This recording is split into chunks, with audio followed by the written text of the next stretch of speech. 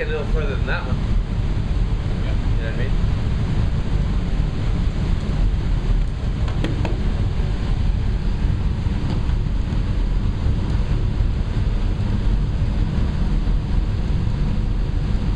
It's a very interesting accessory. I think they came up on the accessories to sell the product more. So yeah, kind of get that whole, it's so easy to use, you know. With the older one, I don't know if it comes with any extra accessories, man, but you know, this one they have like a Dremel you can attach onto it with a hose, you know. Yeah.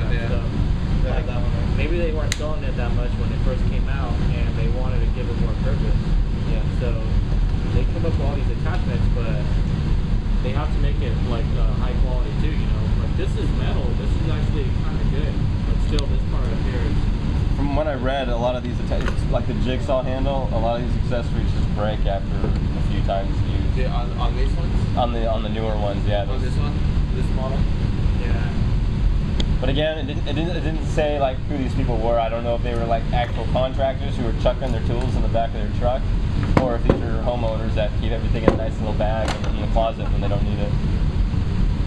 Yeah, definitely two different audiences.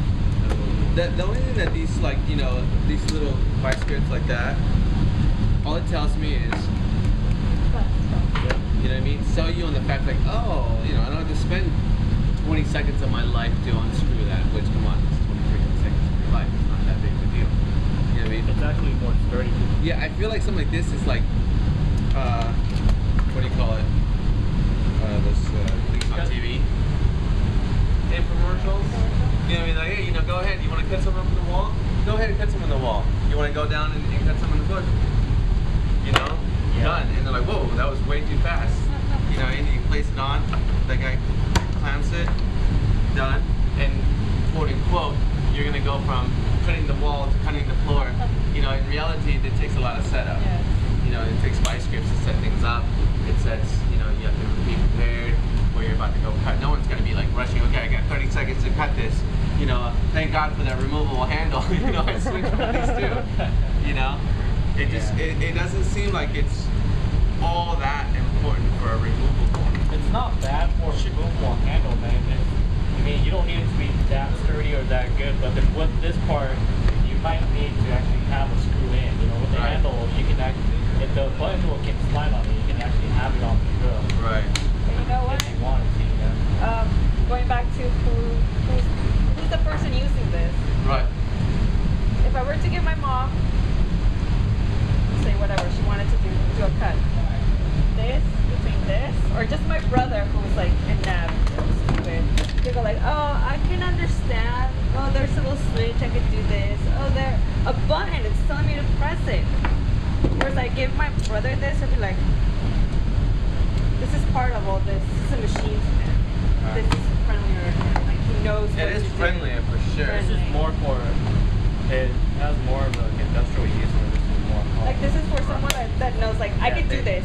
I could. They know that those are knobs where you can. Yeah. That's another thing I was thinking is like Craftsman, as far as I know, has always been more like towards homeowners, not professional very contractors. Professionals actually use Craftsman tools, right? They'll use DeWalt or something else. Something that is actually more. So yeah, I mean, maybe the people we should be focusing on is homeowners and not so much I think it's professional. also important to us to like think about, homeowners, but the extremes of the homeowners, not the average male or the average female. Yeah. You know, it's the extremes that have to happen with this stuff. That's even actually more important. Okay, we understand household. A lot of people are crazy in their homes. They don't really take all the precautions a professional contractor would take, right? You don't want to make it too simple for somebody to use, and exactly. you're going to get dangerous with it. You know what's going to happen when someone's using this at home? They're going to pull up that only chair that's wobbling in the house. They don't give a crap. Get on top of that. Get on top of the sink. Put their feet on top of whatever. Get really, off in position because they want to go cut that little wall or that little section for whatever renovation they're doing. That's a good point.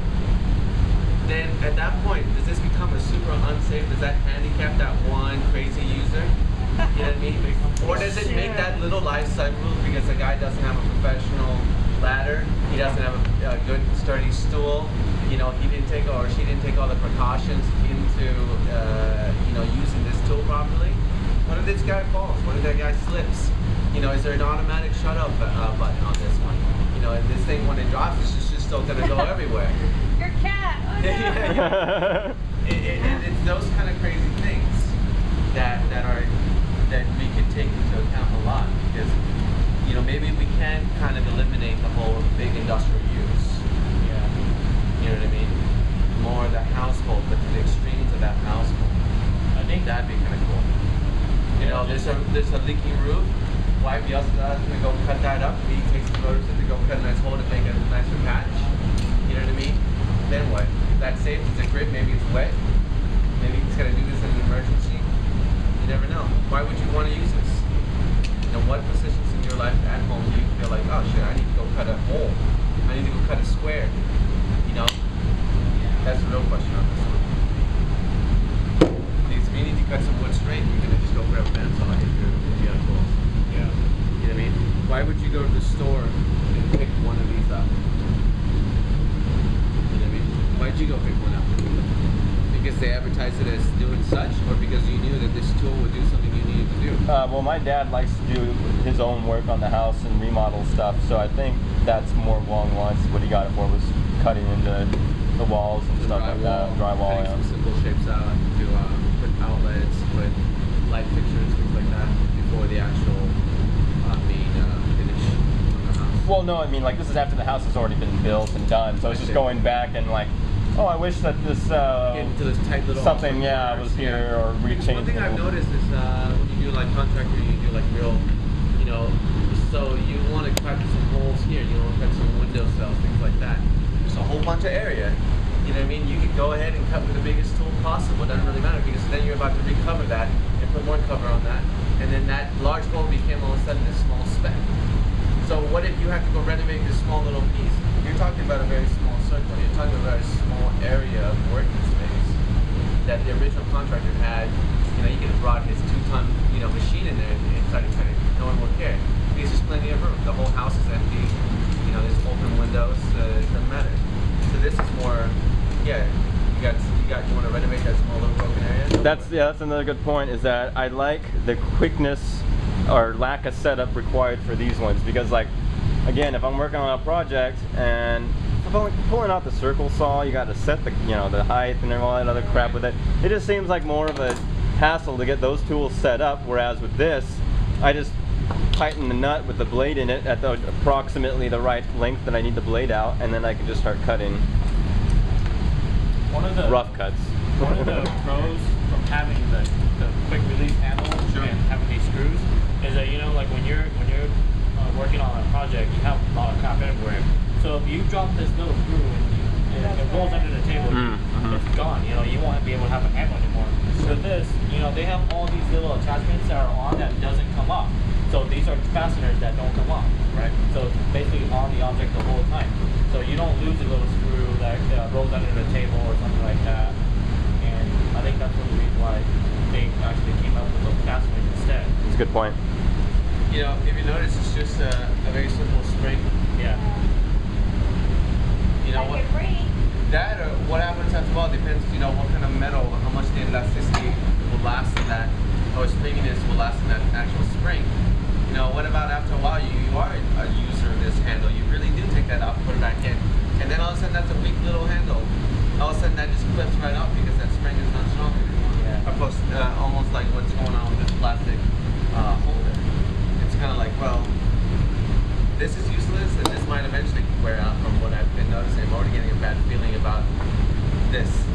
You know, I'm already seeing its exterior breaking apart. The interior is already broken. And it's a newer tool than this one. Yeah, this is newer than that, and I wonder how long, you know, John's actually had this for, and how many times he's actually used it as a professional.